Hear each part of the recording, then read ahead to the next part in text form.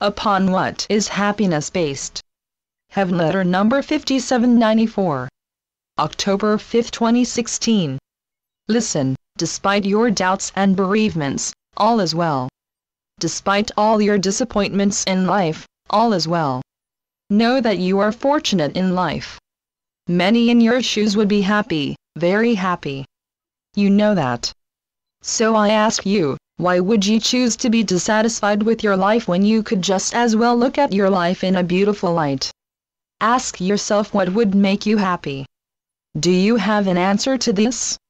No matter how fine your life is, there is something you want and don't have. This seems to be a fact of life in the world. All people on earth have objects of desire that they do not yet hold in their hand. Everyone. And many on earth are desiring differently from each other. Many see their desires as actual needs.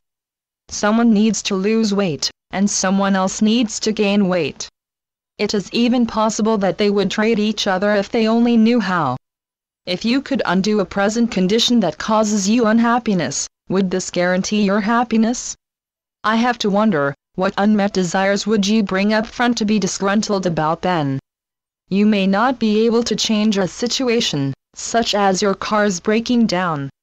However, your car takes this in its stride. Okay, it broke down. Your car doesn't object strenuously. It doesn't lose heart because it broke down. You might, however. You might be aggravated. And yet someone who has no car may be happy anyway. He isn't jumping for joy that he is without a car, yet he doesn't let this interrupt his happiness.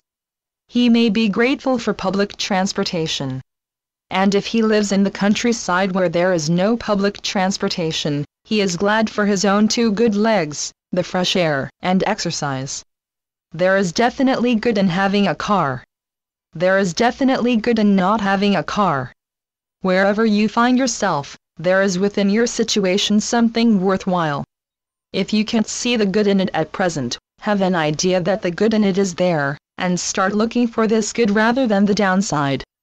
Perception lies in the eye of the beholder. Enjoying life lies in the eye of the beholder.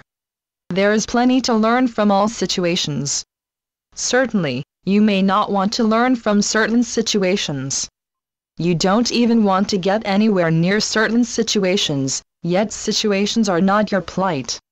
Your focus on unhappiness is your plight. Let me repeat this, your focusing on unhappiness is your plight. Consider that it could be you were spared from something else. You have heard those stories of someone's missing a flight that crashed. This was most inconvenient, yet now he lives to tell it. Look, you really don't want to go down the tragedy road. You really want to get out of the tragedy mode. Skip focusing on what happened and all the whys and wherefores and why nots. If somebody should hand you a lit hand grenade, your question isn't why or how could they, is it? If you are in a jungle, and a ferocious white tiger appears in front of you, you don't go on and on about how such a thing could possibly happen to you, how you never hurt anyone, and so build a good case you can make for the unfairness of this pickle you find yourself in. And, in the scenario of your being the groom at your own wedding, and your bride stands you up, you are not to go on and on about how insufferable this is, all the whys and all the hows it's possible that this could happen to you. All the reasons or no reasons at all are simply beside the point. In the case of the hand grenade, your question is, where shall I throw this grenade fast and cause the least damage? In the case of the ferocious white tiger before you, your question is, where can I run to escape the tiger, or distract him? In the case of your bride skipping your wedding, your question isn't, how could she do this to me? Or, how could I be so mistaken? Your first question belongs to be, is my bride all right? Next, did she really stand me up? And, if she did indeed stand you up, then ask yourself, how do I exit in good grace with love and without bitterness?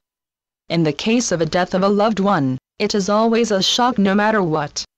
No one is spared what you call death, and, for the most part, all the loving ones who are left behind are not spared grief.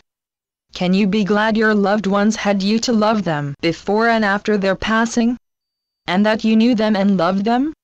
There are many facets to diamonds into life. You have the opportunity to choose where you have not yet chosen. Channeled by Gloria Wendroff. Heavenletters.org